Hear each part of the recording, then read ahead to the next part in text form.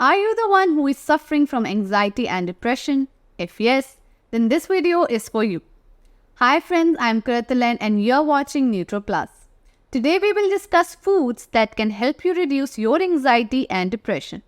Before we proceed, subscribe to our YouTube channel for amazing and healthy content.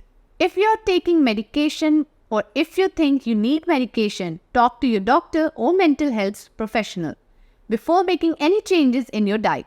Scientific reasons. Now let's get into the science just a little bit.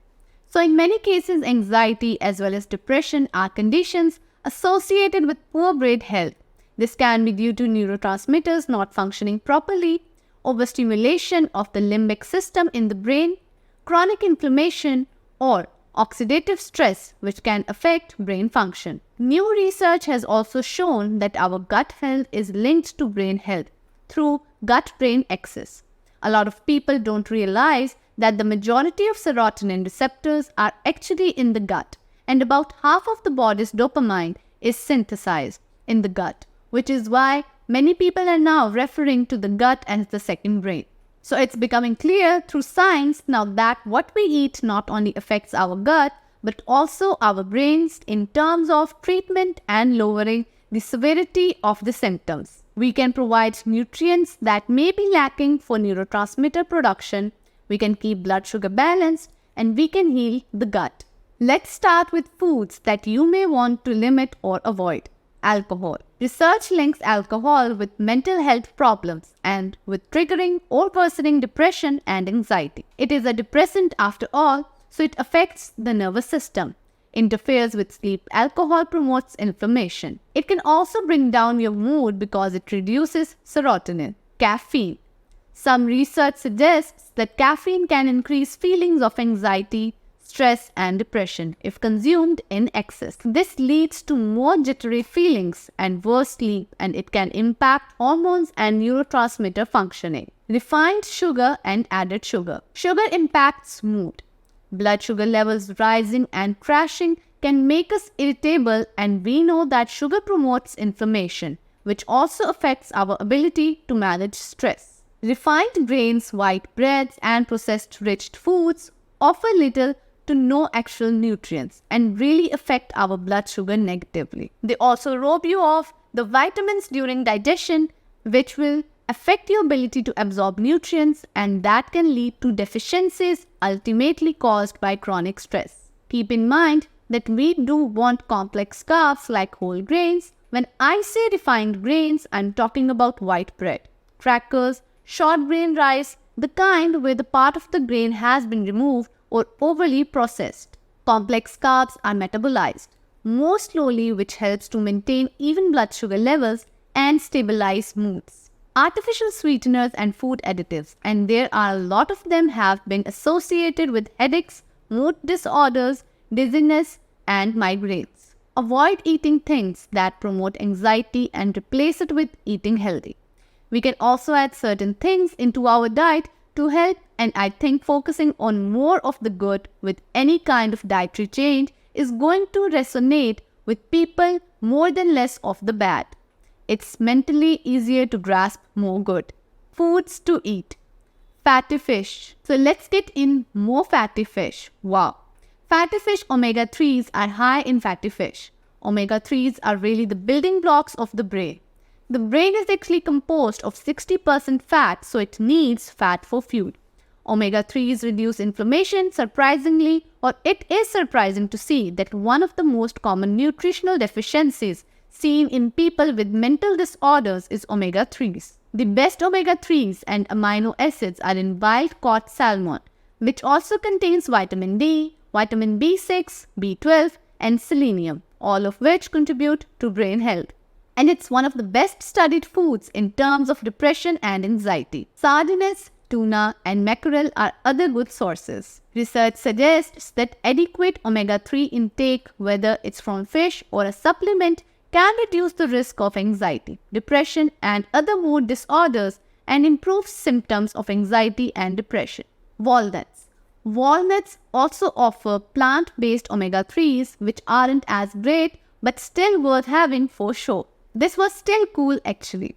Walnuts specifically was studied and shown to have a positive impact on mood, anxiety, and depression. People that ate 1/4 cup of walnuts per day showed to have 26% lower depression scores, and it led to greater optimism, energy, and concentration. 26% other nuts and seeds like pumpkin seeds, chia seeds, and flax are also good sources, but walnuts are tops. Meat, poultry, eggs, dairy, and soy are also good sources of amino acids to get your complete proteins. This doesn't mean you need to eat meat all day, every day, but it does point to some of the benefits of having some animal protein in your diet. Turkey and chicken were the ones that really stood out because apparently tryptophan and tyrosine, which are amino acids that both turkey and chicken contain, have been studied and associated with reduced anxiety. Probiotic and fermented foods. Probiotics are associated with positive mental health, specifically improving mood, anxiety, and depression. And they are found in yogurt as well. Fermented foods like sauerkraut, kimchi, kombucha, and kefir. Fermented foods specifically have been studied showing to help heal the gut. The gut-brain connection is real, I am telling you. Vegetables. We could not escape from talking about the wonders of veggies. Dark leafy greens are some of the most nutrient-dense foods you can take in. And foods like shiitake mushrooms are prebiotics that promote healthy gut bacteria. The fruits are also great. All berries and blueberries have been considered a depression food. An anti-depression food. Strawberries have a lot of vitamin C and avocado has a lot of monounsaturated fats. Other notable items are green tea, chamomile extract, and dark chocolate.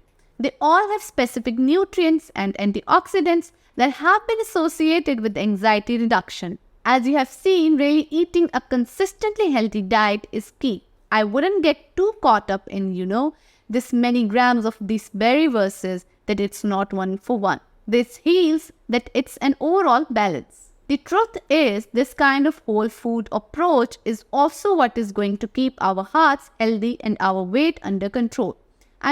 Nothing that I share here is blowing your mind in terms of being a healthy food. It's very simple. More whole foods, lots of plants, and less processed foods. Those are 3 dietary tenets that I would give you to overall health and well-being, both mental and physical. So the point is, if you are struggling with anxiety or mental health and think that your diet could be contributing, making some dietary changes for mental health will also improve your physical health. And this is really what a holistic approach is, where we look at the mind and body as one. We are connected, and the foods we take in and the choices we make affect our bodies and our minds and our emotional selves too. Again, don't become dogmatic about it or it won't be sustainable. So what can you take from this? Make an effort to eat a little less of those foods that may contribute negatively and an effort to eat a little more of the foods that help. Baby steps will get you there. A study has been reproduced many times all over the world. Essentially, they take 2 groups of people and they give one group all of the health tools that they could be for free. So they give them, free gym shoes and free gym memberships and access to information or whatever, and they tell them to go and get healthy. Then the other group, they give them nothing for free, but they tell them to climb 1 set of stairs today and tomorrow. Just add 1 step, okay? And every day just add on 1 more step, that's it. That's all they tell them. Then they come back years later. So 2 years later, 5 years later, and which group do you think has established healthier habits? Sustainably, the second group took 1 step per day and got nothing for free. So you don't need free stuff. You don't need any more information. You know everything you need to know. More whole foods, more plants, less processed. That's it. All you really need to do is embrace the idea of baby steps rather than trying to change it all at once. That is the magic formula. I hope you find it helpful. Stay tuned to Nutro Plus. See you in the next video. Goodbye.